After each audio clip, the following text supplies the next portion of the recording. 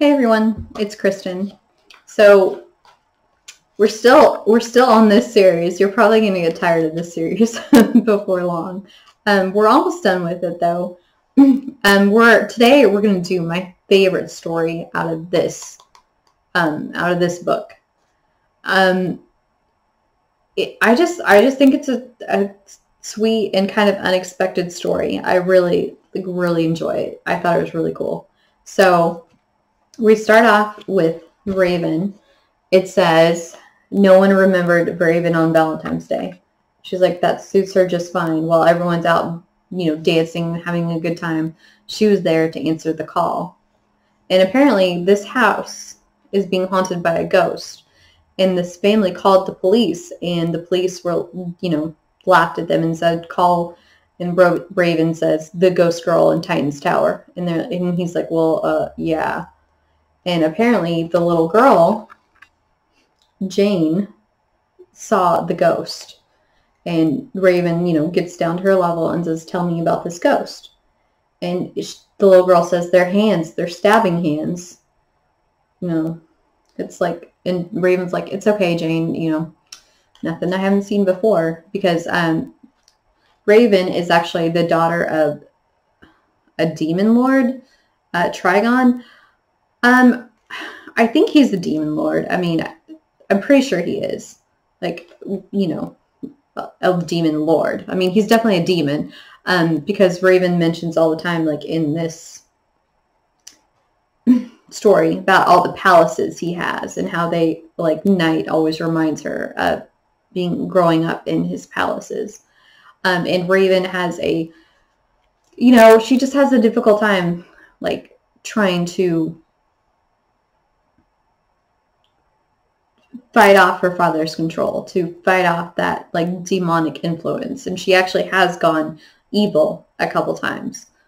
And just, yeah, there's been a couple storylines where she did, which, you never want to see that of one of the characters you like, but it does happen, especially in her case, because, it's hard to get past, who your parents are in that sense. Like, I mean, because her father's half of her, and half of her is, demonic. So, and this story, says, in her monologue, while everyone else was forgetting, it was Raven's job to remember. Her memories were filled with death. She knew its ways intimately. She knew the face behind the veil. Death was like a door to walk through and vanish. Death like a wasteland to a wanderer in fear. So she encounters the ghost, and she sees it does have stabbing hands, needles. It has needles for hands, like for fingers. And then she comes across this, like, hospital room, and she sees the ghost, the figure, screaming, and Raven pushes the ghost back and says, nope, not today, your terror ends now. And she gets close to it, and she sees it, she sees in its eyes that it's not like a memory of death, that it's like a memory of a time that it was alive. And Raven says, you're what Damien would call a class 4 ghost, anchored personality with dissociative linguistics. So the ghost can talk, but it only exists. It only can talk about things that it remembers. Like, if you ask it a question, it's not going to answer you. Not the way that you would think. And then she said, my father would call you a fool ghost, trapped in an incomplete loop, unable to escape. She's like, you need something? Justice? Revenge? She's offering to take care of or help him in whatever way, within reason. She's not going to, like, kill anyone for him, to help him move on. And he speaks, and he gives her an address. So they walk, and it's a long walk. And this is where she says, night reminds her of times in her father's palaces. And the ghost, it can't exist on its own. And it's that, so Raven like is helping it, you know, to stay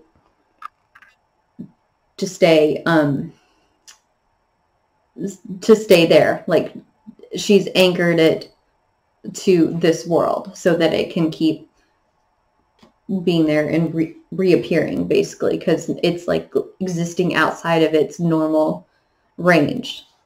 So she's keeping it alive, so to speak. And the ghost says Dylan, and it says dying Dylan. And she's like, okay, you know, and the ghost reaches for her, and she says, no, you're not allowed to touch me. Do not ever touch me. If you touch me again, I will hex you so hard you'll wish you know, it sold your soul to the devil. Got it, ghoul? And the ghost says, got it. And for a second, you know, Raven thinks, oh, well, this isn't a class 4 ghost or a fool's ghost. It's a smart ghost. But then she remembered, like, but it wasn't talking about her. It was talking about this ruin. Like they had arrived at their destination, the address that he gave her. So they walk these halls, which are actually full of ash and smoke. Like they're destroyed, they're ruins. But Raven can like feel, because she's an empath. She has magical abilities, and she's also an empath. She can feel what people feel and also make them feel things.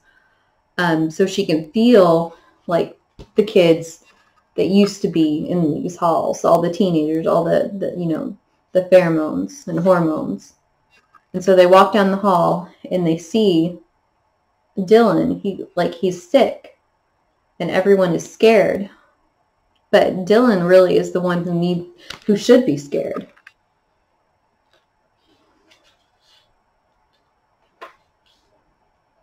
And apparently he died on prom night.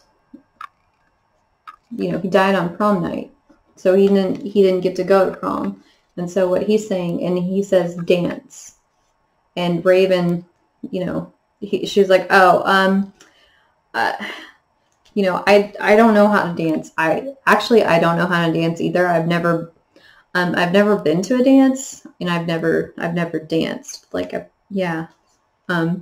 Because I went to a private Christian school. We didn't have dances for, you know, most of middle school, high school. So yeah, so I guess, yeah, I just have never danced. We didn't really have a prom or anything.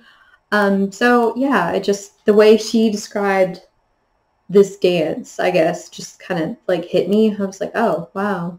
Because I'm sure it's not as magical as she's describing. But like I said, I've never danced with anyone, so how she described it was interesting and just made it seem like, wow, wow. Anyway, so she's like, oh, no, I don't dance. I don't even know how. I mean, and you know, you're a ghost and I'm me, and I just don't know.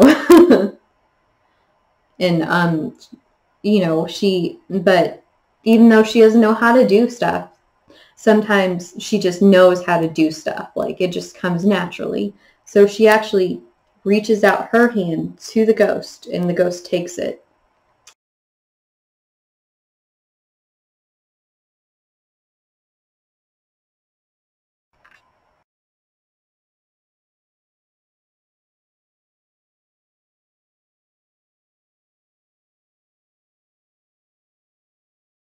Wish he gets to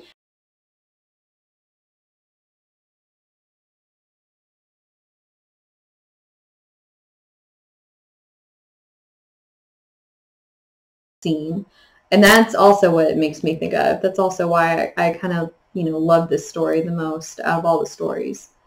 And it goes like, the captions on this are, there were many days that Raven was forgotten, and it was always Raven's duty to remember. But as she danced in the ruin with the kind of handsome ghost, Raven forgot for a moment about her father, forgot about the Titans. She remembered only the good and let the past sit silence. She forgot, and she was glad. And it's not just a fun thing you do at parties. A dance is a shared memory, a gift yours to remember forever. So then you see the ghost and Raven, and there's all the people around that what it's, you know, supposedly is supposed to look like. And it says, and while the ghost faded away, Raven just sat there, surrounded by the ash, smoke, and regret, under a darkened sky that reminded her of her father's palaces, and remembered. Like I said, I was like, oh, the first time I read that, I was like, wow. I mean, like I said, I've never danced, so I'm sure it's not all that it's cracked up to be, or all, you know, that's cracked up to be. So I'm sure it's not as, you know, as magical as she's saying, but yeah, that really got me. I was like, wow, that's just such a beautiful way to describe it. And just, anyway, before I get like all choked up and embarrassed, moving on. I just thought that was really cool. A really cool story. So another random story in here is Deadman in Be My Valentine.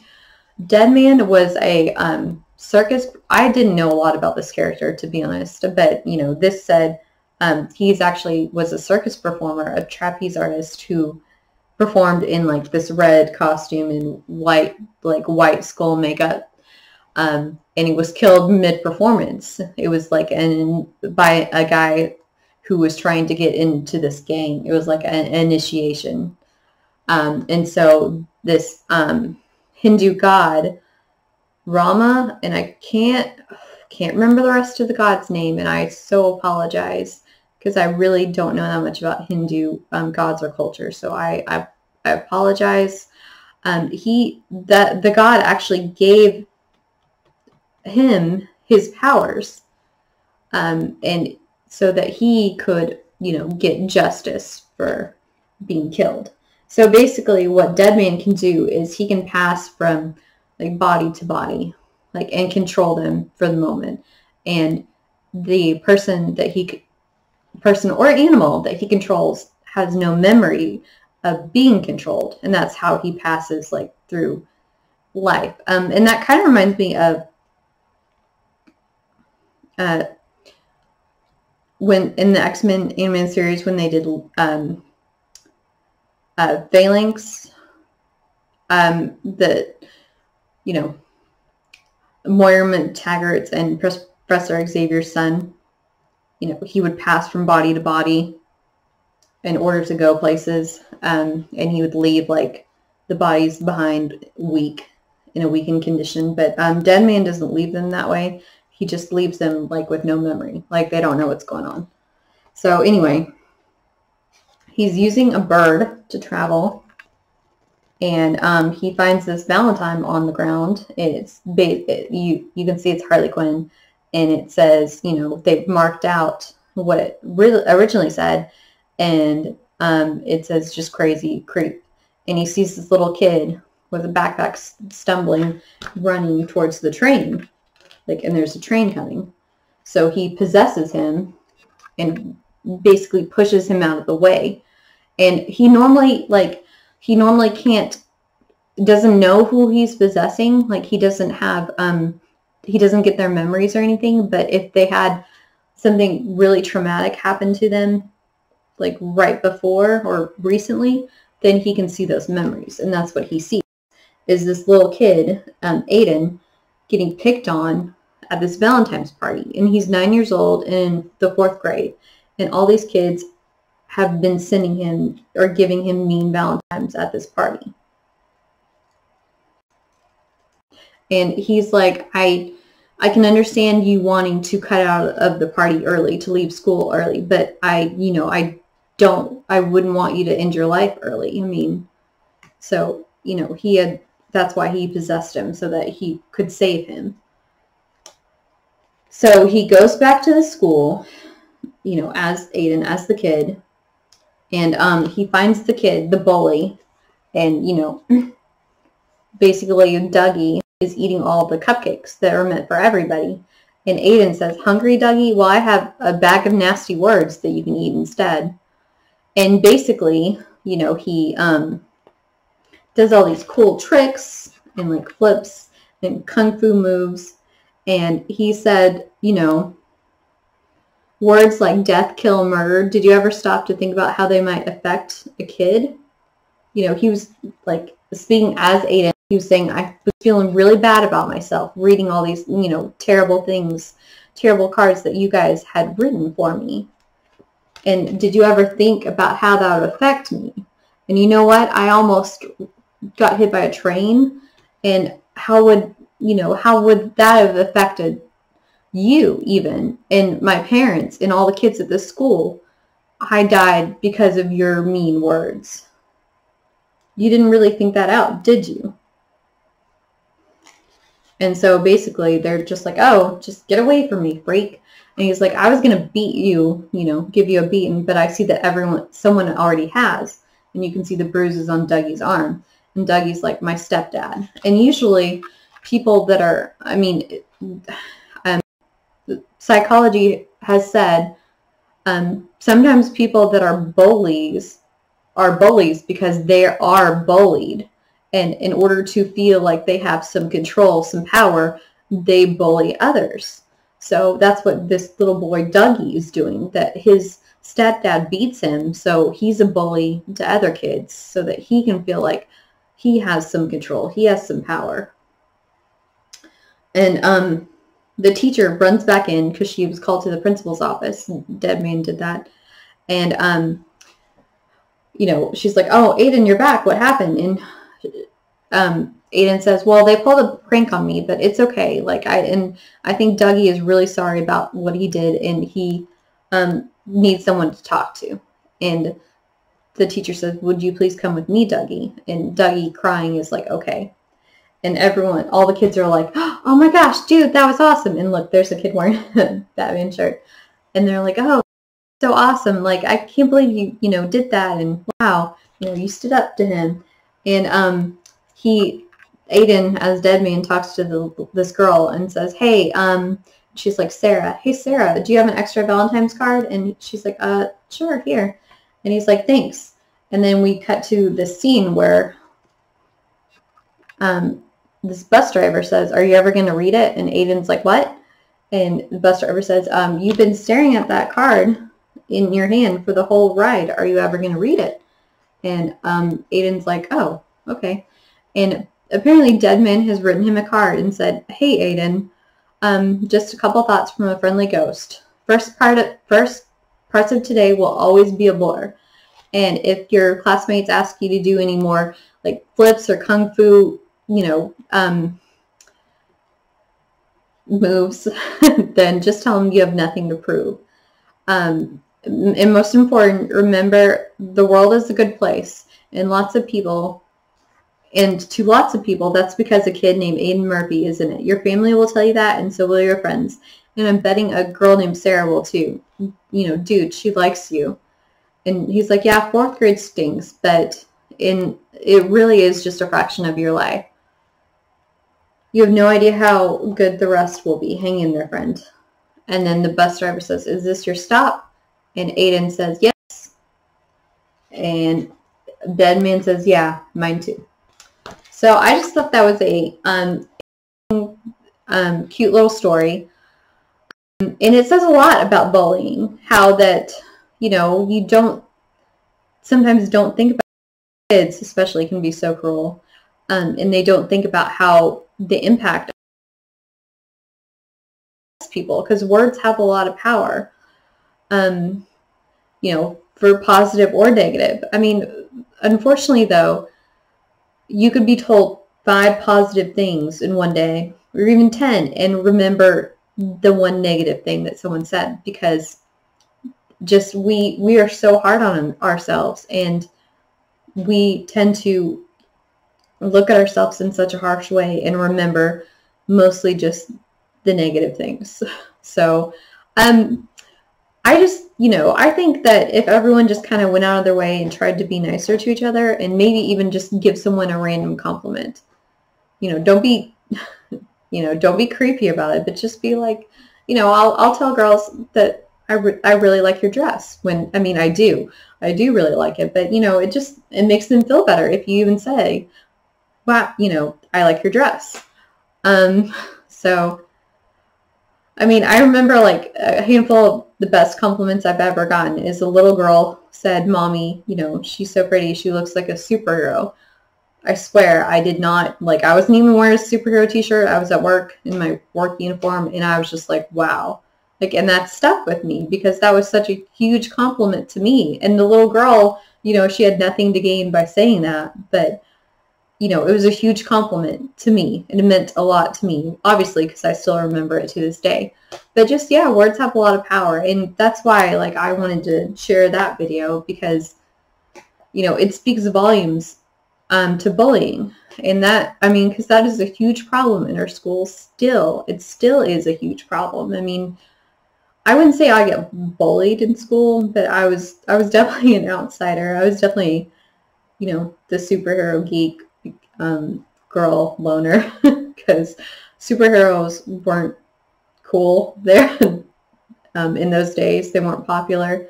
So yeah, I was definitely alone in that in my school, but you know, it is what it is. I mean, like I wasn't necessarily bullied, but you know, it just, words make a difference. So just try to think about, you know, what you're gonna say next time.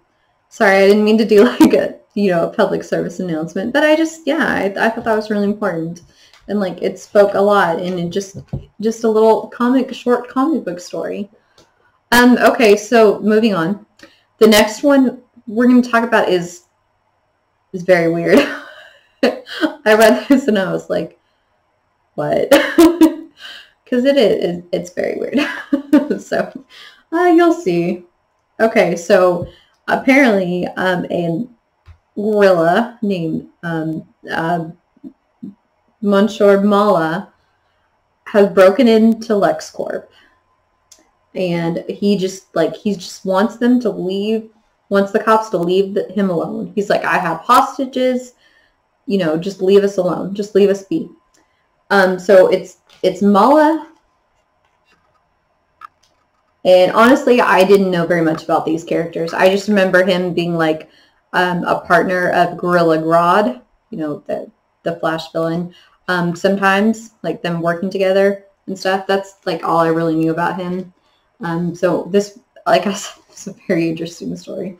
Okay, so anyway, it's just Mallah and this brain in a jar. Like literally, there it is. It's a brain in a jar. I mean, in the brain, he's like, you know, forget them, Mallah. You know, they don't care about us. And, you know, Mallah, he does have some compassion, because he says, no, I'm not gonna sacrifice these soldiers. You know, they're just paid to be here. They're, you know, they're not basically they're like security guards. They're not paid to sacrifice their lives, so to speak. They're just, you know, paid to be security guards, to guard stuff. So, you know, you see this hand pop out, and it's like, you know, hello, Monsieur Mallah. And he's like, who dares, you know? I'll kill these naked apes, meaning the humans. I told you to leave us alone. And she's like, my name is Captain Maggie Smith. Look, I'm unarmed. You know, I come in peace. I just want to talk to you. You know? And then the brain is like, you know, just don't listen to her, Mallah. She's, you know, she's here to destroy us. You know, stop her now, kill her. Kill them all, basically. You know, and Mallah's like, wait, unlike most humans, she doesn't smell of fear. She has the right, you know, she's giving off the right pheromones. So let me just hear her out. And, you know, then louder, he says, you just stay back, or put a hot bullet, you know, between both of your wet eyes. And she's like, you know, I'm, you know, again, to say I'm unarmed, like, no need to do that. I just want to talk to you. And she's like, don't move. And he's like, okay. And she's like, you put me in some position, Mallah. I mean, I can't let you hurt those hostages, but I don't want you to get hurt either. And then the brain is like, impossible. What are you waiting for? Smash that sprite. Like, I don't know what his voice sounds like, but you know. And she's like, and then what? You kill me and the, the Metropolis SCU floods in here, and you'll probably die too, because I doubt you are bulletproof. I doubt the brain is bulletproof either. Don't listen to the brain. Listen to someone who has a heart, because he apparently doesn't have a heart. And Mallah says he has a heart. I found it, but okay, go ahead, talk, but don't let me see your teeth while you talk, because they freak me out. She said, I didn't pull this case. I'm not in charge, but I heard this desperation in your voice, and so I wanted to come see what was going on. Why are you doing this? I know there must be a reason. And Mallah says, can you ever put a Y on love? So apparently, he went, apparently he was, basically an experiment, and he sat with his creator night after night, and his creator, night after night would try to, breathe some intelligence into him, and, tinkered with his brain, and taught him things, taught him, to read, but eventually he grew beyond what he was. We were the professor, the brain, and his assistant, and he assisted him. But one night, his colleagues got jealous of him, and there was this accident, and his body, see, there they are, there's the process of him experimenting on him, teaching him, showing him how to do stuff. And then one night there was this huge fire, and Mallah saved him, but his body was destroyed, but he saved his brain. And he was saying, I hope that I, learned enough in order to save him. And apparently he had, because, the brain, he could talk. He recognized him. The accident took his body and basically buried the human side of him, because she pointed out, Maggie, he doesn't have a heart anymore. He's just a brain. He had been wronged, so they battled who they thought was responsible. Basically humans. Humans had done this to him, his colleagues. So the brain lives, but without eyes, without a body. He sees the world as nothing more than numerical information. And LexCorp is apparently developing a cybernetic optic nerve, a device that translates visual data and imports it directly into the human brain. So he just wants to be able, he just wants them to be able to see each other as they saw each other before, just once, just one more time. And the brain's like, quiet, Mallah, she is nothing. People like her, and, are below us. And Mallah's like, the brain, has not been the same since his Pierce destroyed his body. He will never trust another human. I mean, I'm not human, so he'll trust me. Because the brain goes again. She will betray us, Mallah. I don't know why I'm doing the voice. It just comes out. I don't know. Anyway. So, Mallah says, years ago, I first woke to intelligence. Today is our anniversary. And he says, yeah, I just wish for us to see each other one last time as we were. And Maggie's like, that's so beautiful, Mallah. I had no idea. I'm really sorry this happened to you. I can't let you go because you have hurt people. But at the same time, I don't want you to be hurt. So if you stay here, you'll never get that technology. But if you follow me and let the hostage go, I will help you. And she's like, please, follow me. And the brain's like, I will not accept her help, Mallah, no matter the occasion. And Mallah says, fine. The hostages are free. They can go. And Maggie says, come on, we don't have much time. Because, the SCU is going to come in and going to, because he did hurt people. He did break in. He did hold people hostage. they are going to come and take him and put him into custody. So she's like, we don't have much time. And Mallah's like, is it on? Does it work? Does it work, Brain? And Mallah's like, a moment. Translating neurovisual data streams is no mere flipping out on a switch, but I can see you, my love, at last, and you're so beautiful. Anyway, you know, like here they are putting on the optic nerve spectacles or whatever on him, and then yeah, the Brain's like, I can see you, Mallah, and you're so beautiful. Like I said, I was not expecting that at all. I was like, oh, okay. Like I was not expecting, you know, the story to go that way. Because I bet it, you know, it was very interesting to me because, I mean, yeah, like I think that's the most unusual story of this,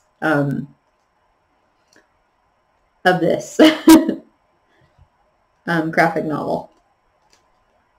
I'm just looking to make sure. Oh, I think we have just one more. So I'll just do it in this video. And if you don't want to watch this last one, then that's okay.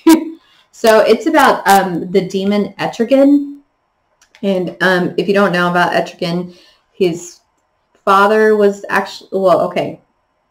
I think Merlin's father was actually a demon.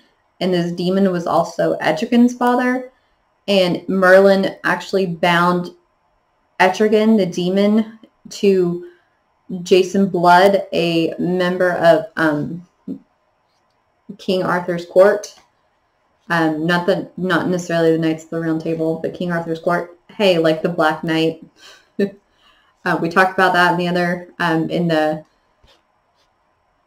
Avengers Kang video that I recently did. Just how he was a direct descendant of a knight of King Arthur's court. Anyway, sorry.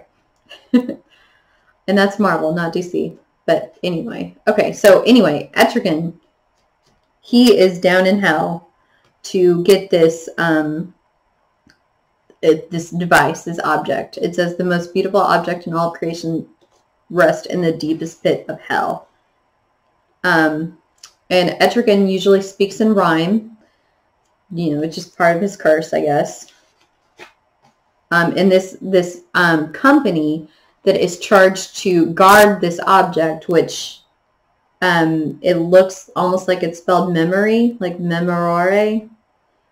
I don't know how to pronounce it. I'm just going to call it memory because I'm not sure how to pronounce it. So, you know me, I've talked about the fact that sometimes I'm not sure if I'm pronouncing stuff right. So I'm just going to call it memory, and I'm talking about the object. So the company of soldiers that are tasked to guard the memory is, well, the general starts every day by having one of his lieutenants gouge his eyes out. Because no general, no, you know, self-respecting general actually, or not gouge him out, but blind him, actually will guard the memory without blinding themselves because they're not supposed to look at it. Yeah. It's just like, okay, that's dedication right there. Of course, they are demons, so they're called like the Knights of the Memory. Like I said, memorare. I don't know if I'm pronouncing that right. So you know, one of his lieutenants come in and says, "Hey, Etrigan has destroyed, you know, our outer defenses. You know, he will soon be upon us." And you know, the general says, well, this isn't the first time that someone's tried to come for the memory. It won't be the last time. You know, we'll defeat him and his army just like we always do. And the lieutenant says, you don't understand. He doesn't have an army. It's just him. And he's like, oh.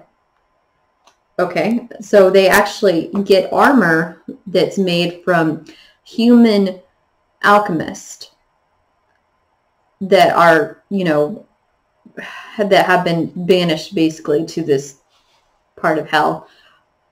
And because their evil has, you know, served such a evil purpose on earth that they're like, okay, well, we're going to trust that their armor will work here since they were so evil, you know, on earth in life. So they put on this armor to, you know, protect them from Etrigan's hellfire. You can see them putting on the armor.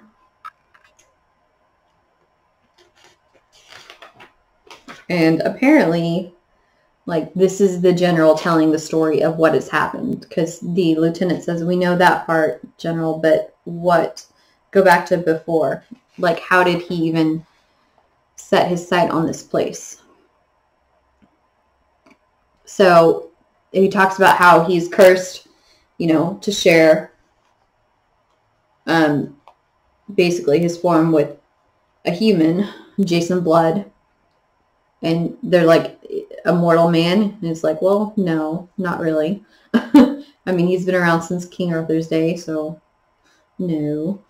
I mean, anyway. So he goes to this funeral parlor, and this guy, the attendant, greets him and says, oh, you know, are you here for the funeral? I didn't think anyone was coming because, I mean, she has had no mourners. So you would be the first. But then, granted, I didn't think anyone would come to the funeral of a serial killer. And you're like, whoa, holy cow. And Jason Etrigan says, Rosa, you know why she's here, Etrigan. And Jason says, you know, basically talking to himself, Etrigan, I was too weak to push her away because her love for me pulled her into a dark world. So basically, they fell in love, and even when Jason showed her, the other part of himself, Etrigan, her love was so strong that she couldn't even leave after that. So once he got pulled away on, you know, some absurd cosmic war, he said, she went looking for him, and she, for years, reached into the dark with spells and artifacts she could not comprehend until this quest took her mind, until it drove her to rites which doomed her soul. And it's hard to see, but it says here, satanic killer. It says 17 dead and bizarre sacrifices over, and it says blank year span. We can't see how long, but, you know, it's over the years. And this kind of makes me think of Dr. Doom's mom, because we talked about this in the psychology of superheroes, so I'll, you know, and Dr. Doom's origin, so I'll be brief. But basically, she traded power to destroy her enemies, like using like dark magic, dark arts, for, you know, sold her soul to the devil for this power. And she destroyed her enemies, killed a bunch of people, and therefore was sentenced to hell. Anyway, that's what it makes me think of. And Jason says, you know we sent her to hell, and you know what she'll see there in the the memory. Like I said, I'm just going to call it the memory because I'm struggling with this word. She'll see me. She'll see us. And then, you know, he's just overcome with emotions, and the funeral attendant says, hey, do you need, you know, we have a chapel if you need to pray. And Jason says, my prayers proceed in the other direction. Cool. So back to being in hell. And it talks about how the memory is on top of a spire, twisted into shape by the hand of wrath itself. And Etrigan's like, you know, to the knights of the memory, just, you know, I see you're wearing new armor. You know, that's not going to help you. Just go ahead and come at me. So basically, there's all these people around the memory, because when you look into the memory, you see the face of the person that you love the most, whether it's, you know, your lover, your child, your God, which I thought it was interesting that they threw that in there. Your parent, yeah, the whole God thing, that, you know, I guess if you're in hell, then obviously you're separated from God forever. But it was interesting that they, you know, threw that in there, because to look into the memory and see the face of God would, you know, I mean, I can't even imagine. Well, I don't have to imagine, because I'm not going to hell. I mean, I talked about that whole, in the God Loves Me and Kills, that I'm a Christian, and I, you know, accepted Jesus Christ as my Savior. So I believe I'm going to heaven. So anyway, sorry. You know me, if you watch these videos, I go on tangents all the time, and that's why this video is almost like 40 minutes. Well, it is 40 minutes, but we're almost done. But I just didn't want to take this little video and just separate it into another, or this little part and separate it into another little video, because that'd be silly. Anyway, so, you know, he said, you know, no one has actually claimed, the general said no one's actually claimed the memory until now, until that day, because Etrigan melted the spire and got to the memory. And, you know, what he saw, Etrigan, when he looked into the memory, of course, they don't know. And what Etrigan saw was Rosa standing before him. And he's like, even though you're just a figment of my imagination, you know, bewitched I stand. For favor Etrigan with one last, and then he, you know, basically goes mad. I mean, because he starts laughing as she's disintegrating. And so then Etrigan realized at that point, you know, well, the demons were like, we don't know what he saw in the memory, because of course he's a demon, so what would he know of love? And Etrigan realized, I guess, that he had to destroy the memory. He didn't come to, like, take it for himself. He came to destroy it. And by his laughter, like, they couldn't figure out, the demons and the general and his army couldn't figure out if he was laughing or if he was, like, if it was cries of sorrow, because they kind of blended together. But, like, it definitely sounded like, you know, anguish. And it filled them with a sense of dread, something that they had never heard before. So he destroyed the memory, so therefore, you know, no one else got to look into it. And on his way out, you know, from destroying it, in the crowd, he saw a face that he recognized. It's Rosa, but she's looking back at him blankly, like she doesn't know who he is. And he destroyed the memory, so she would never, you know who he is. So he had succeeded in destroying the memory for everyone but himself. And it says, for a cardinal law of hell remains that even fearsome Etrigan cannot elude. All torment brings more pain to the tormentor in the end. I remember seeing him on an episode of Batman the Animated Series, and I just thought he was such a cool character, such an interesting character, and I just thought this was kind of sad. I mean, kind of a sad story, like that he unfortunately drug this, you know, the love of his life into this terrible world, and now because of him, she's where she is. So I can understand him being tormented by that, because it is his fault. I mean, if it wasn't for him and meeting him, she wouldn't have done what she did. And but yeah, 17 people. Whoa, that's pretty bad. I mean, she was just using dark magic to try to get answers, to try to find him, and it just drove her mad, and she went totally over the edge. I mean, so I think all we have left is the Harley Quinn Valentine story, which, you know, is pretty fun. So I hope you will join me for that in the next video. And I'm sorry this one ran so long, but hopefully, you know, hopefully you still enjoyed it. So until next time, bye.